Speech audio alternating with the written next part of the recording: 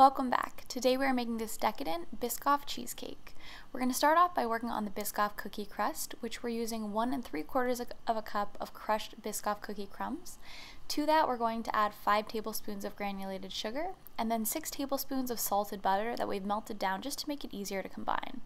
We're going to stir that together until all of those cookie crumbs look moistened, and then it's time to press it into our 9-inch springform pan. A great tip to getting a really nice, even, compact crust is to use the bottom of a measuring cup just to push down your crumbs and to help work it up the sides of the pan. I like to work it about 1/3 or halfway up the sides, and then once I feel like my crust is nicely pressed into place, it's time to bake it in a preheated 350-degree oven for about 8 minutes. While our cookie crust bakes and cools, we're going to work on our cheesecake filling. I'm mixing together 5 cups of cream cheese until it's nice and smooth, then I'm adding in 1½ cups of granulated sugar, 1/2 cup of sour cream, 1 tablespoon of vanilla extract, 1 tablespoon of ground cinnamon, and then 1/4 cup of cookie butter. I'm going to mix that on a low speed until all of those wonderful ingredients are combined, and as you do this, you definitely need to scrape around the sides and bottom of the bowl just to make sure that everything gets mixed together properly.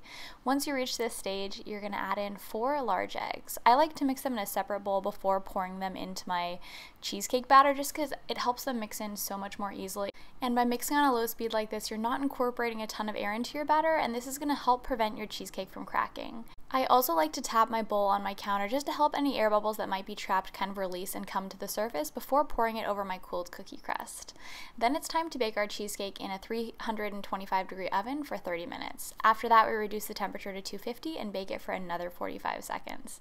Then after a very gradual cooling process, once the cheesecake is finally chilled, we're going to decorate it with some melted cookie butter, some whipped cream, and of course some Biscoff cookie crumbs. Don't forget that the full recipe with all of my instructions and all of my tips and tricks is also up on Chelsweets.com, and I've linked the recipe in the video description. Thank you guys so much for watching this video. I really appreciate it, and I hope to see you guys again soon.